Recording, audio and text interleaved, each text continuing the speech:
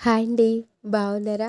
ఈ వీడియో మాత్రం మేము ద్రాక్షారం వెళ్ళిన వీడియో పెట్టాను కదండీ! ఆ రోజు తీసిన వీడియో. అప్పటినుంచి ఇప్పటిదాకా నాకు పెట్టడానికే అవ్వలేదు. ద్రాక్షారం దగ్గరలో ఉన్న కోటిపల్లి అనే ఊర్లో శ్రీ ఛాయా సోమేశ్వర స్వామివారిని దర్శించుకోవడానికి వెళ్ళామండి. అప్పుడు ద్రాక్షారం వెళ్ళిన రోజే తీశాను. ఊరికి కొంచెం దూరంగా ఇలా ప్రశాంతమైన వాతావరణంలో ఉంటుందండి ఈ గుడి. గుడికి ముందు కొలను ఉంటుందండి. కొలనులో శివయ్య చూసారా? దీనికి ముందే గర్భగుడి ఉంటుందండి. తలుపులు వేసేసి ఉండే. మేము 2 ఆ టైంకి వచ్చామండి. అప్పుడు గుడి తీసలేదు.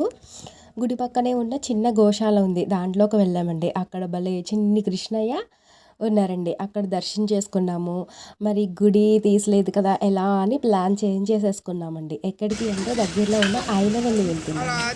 ఐనవల్లి వెళ్ళాలి కోటిపల్లి నుంచి అంటే పంటి మీద వెళ్ళాలండి. ఆగి ఇక్కడ తేగలు ఇవన్నీ ఉన్నాయి. అన్నీ దొరుకుతాయి. సర్లే కరపండలం టేస్ట్ చేద్దామని కరపండలం కొనుక్కున్నాము. టేస్ట్ మాత్రం చాలా బాగుందండి. అక్కడ గోదావరి ప్రాంతంలో పండింది కదా, టేస్ట్ మాత్రం సూపర్గా ఉంది. ఐనవల్లి వెళ్ళాలి అంటే పంటి మీద వెళ్ళాలన్నమాట. పంటికి వచ్చేసి టికెట్ వెళ్ళడానికి రావడానికి 30 రూపాయలండి. ఎగ్జైటింగ్గా ఉందండి. పంటి మీద ప్రయాణం కదా, నేనైతే వేలలకి పెట్టుకోవాలి ఇన్నిసార్లు వెళ్ళాను నేను అని.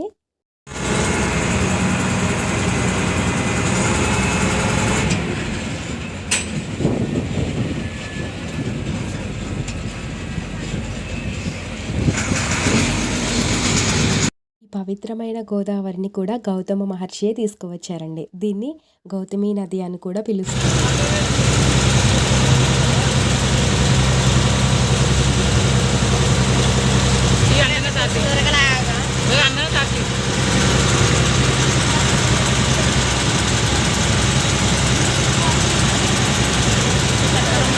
ఈ కోటిపల్లి శివలింగం అనేది చంద్రుడితో ప్రతిష్ఠించబడిన శివలింగం అండి.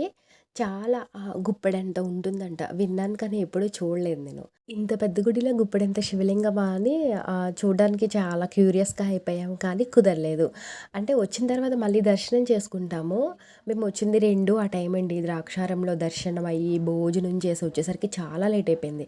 తీరా ఇక్కడికి వచ్చి చూస్తేనేమో పంతులు గారు ఇంకొక గంటన్నర దాకా రారని చెప్పారు. గంటన్నర ఇక్కడ కూర్చొని ఏం టైము అని చెప్పి ఇక ఆయన వెళ్ళి చూసొద్దాము. పంటి ప్రయాణం కూడా బాగుంటుంది కదా అని చెప్పి ఇక అప్పటికప్పుడు ఫిక్స్ అయిపోయి ఆయన వెళ్ళి బయలుదేరిపోయామండి. పంటిలో మాత్రం నిజంగా అసలు చాలా బాగుందండి. గోదావరి మధ్యలో నుంచి వస్తుంటే చాలా బాగుంది. అంతకు మించి భయం కూడా ఉంది. గోదావరి అయితే ఫుల్గా ఉందండి. ఎలా అంటే సముద్రపు అలలు చూసారా సౌండ్తో ఎలా వస్తాయో అలా వస్తుంది.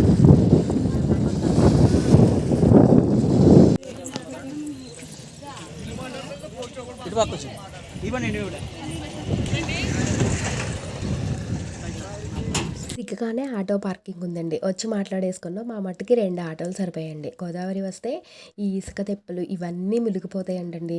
ఇక్కడ కుప్పు కుప్పలు ఉన్నాయి చూసారా, అవన్నీ గోదావరి వచ్చినప్పుడు తీసుకొచ్చిందంట. ఎలా అయితేనే విఘ్నేశ్వర స్వామివారి దర్శనం కోసం ఆయన వెళ్ళి వచ్చేసామండి. కరెక్ట్గా గుడి ముందు ఆపేసింది ఆటో.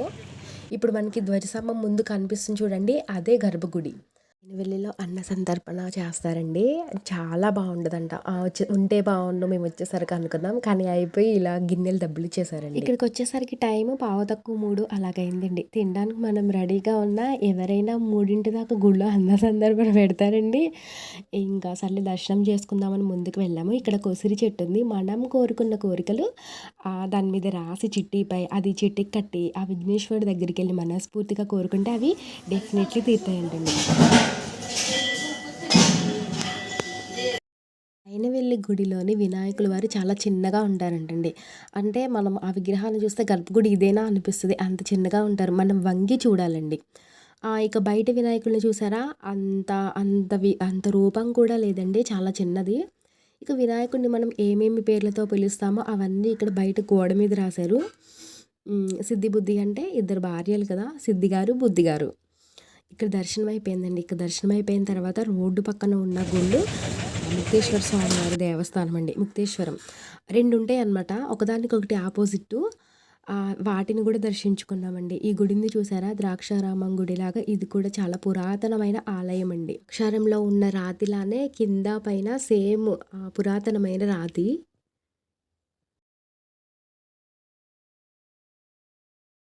ఇక్కడున్న స్వామివారి పేరు శ్రీ ముక్తి కాంతాక్షణ ముక్తీశ్వర స్వామివారు.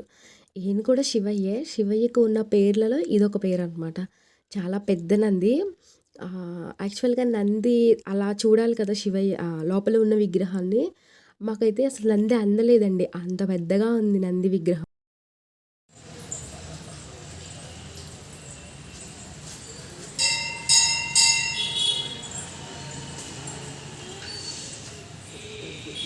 ఒక క్షణం ఆగి కనబడతాడు అన్నారు కదా, స్వామి చూస్తే ఒక క్షణం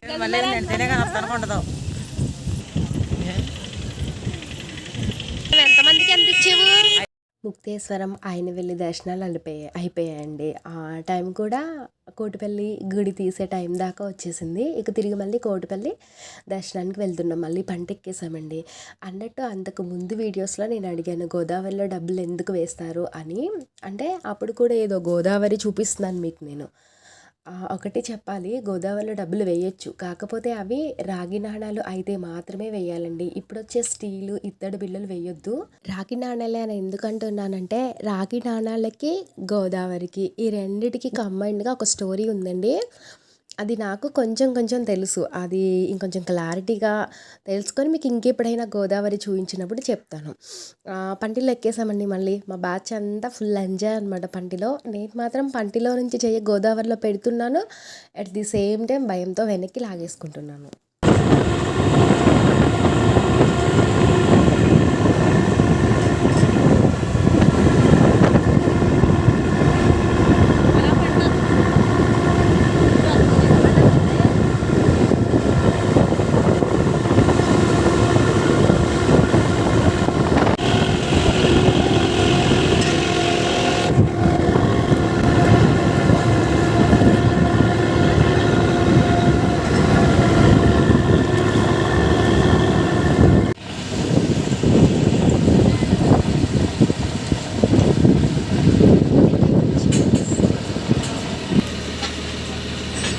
పంటి ప్రయాణం మాత్రం క్షేమంగా చేసేసాము. కోటిపల్లి చేరుకున్నామండి. ఈ కోటిపల్లిని కోటి తీర్థం అని కూడా అంటారు. కోటిపల్లి అని ఎందుకు పిలుస్తారంటే, ఈ గౌతమి నది పుణ్యనది కదా! ఈ పుణ్యనదిలో అనేక మొదలైన విష్ణుతీర్థ, బ్రహ్మతీర్థ, మహేశ్వర తీర్థ, రుద్రతీర్థ, రామతీర్థ అలా మొదలైనవి అనేక పుణ్యనదులు కోటి సంఖ్యలో ప్రవహిస్తున్న కారణంగా దీన్ని కోటిపల్లి అని పిలుస్తారు. ఇక్కడ దేవేంద్రునిచే ప్రతిష్ఠించబడిన శ్రీ ఉమాలింగేశ్వర స్వామివారు ఉన్నారండి. దీని లోపల మేము చూసాం. ఫస్ట్ వాటర్ ఉన్నాయి, ఏమీ లేదు అనుకున్నాం. అక్కడ తుడిచే అమ్మాయి చెప్పిందండి ఆ వాటర్‌ని అలా పరీక్షిస్తూ భక్తితో చూడమని. అప్పుడు మాకు ఆ వాటర్‌లోంచి ఒక శివలింగం కనిపించిందండి. దీని యొక్క అద్భుతం ఏంటి అంటే, ఈ శివలింగం పై వరకు నీళ్లు ఊరుతాయటండి. ఊరి ఆగిపోతాయంట. పంతులు గారు ఆ నీళ్లు తోడేసిన తర్వాత మళ్ళీ అక్కడ వరకు ఊరి ఆగిపోతాయంటండి. అసలు ఊరడం అంటే ఇక ఊరుతా ఊరుతా ఎక్కువగా అలా పొంగుతాయి, కానీ అక్కడ వరకే పొంగి ఆగిపోవడం ఏంటండి. అసలు చాలా అద్భుతం కదండి. శివయ్య చేసే మాయలు ఎన్నో అండి. ఆ మాయల్లో ఇదొక మాయ అనమాట. మాకైతే దర్శనం చాలా బాగా అయిందండి. నుంచి నేను ఒక ఫోటో తీసుకున్నాను. అదేనండి కృష్ణయ్య, యశోదమ్మ ఉంటారు కదా, అది తీసుకున్నాను నేను. నా చేతికి రావడం డెస్టినీ అన్నాను కదండి, అది ఇక్కడే జరిగిందనమాట. మా దర్శనం అయిపోయిన తర్వాత సాయంత్రానికి మేము ద్రాక్షారం చేరుకున్నామండి. గుడిలో దీపాలు ఎట్టే టైం అంటారు కదా, ఆ టైంకి వచ్చాం. ద్రాక్షారం టు కోటిపల్లి, అయినవల్లి, ముక్తేశ్వరం తిరిగిన వీడియో ఇదండి. తర్వాత ఎక్కడికి వెళ్ళామో మరొక వీడియోలో చెప్తాను. వీడియో నచ్చితే లైక్ అండ్ షేర్ చేయండి. అంతేకాదు మన ఛానల్ని ఎవరైనా సబ్స్క్రైబ్ చేసుకోకపోతే ప్లీజ్ సబ్స్క్రైబ్ చేసుకోండి. మరొక మంచి వీడియోతో మళ్ళీ కలుద్దాం. బాయ్.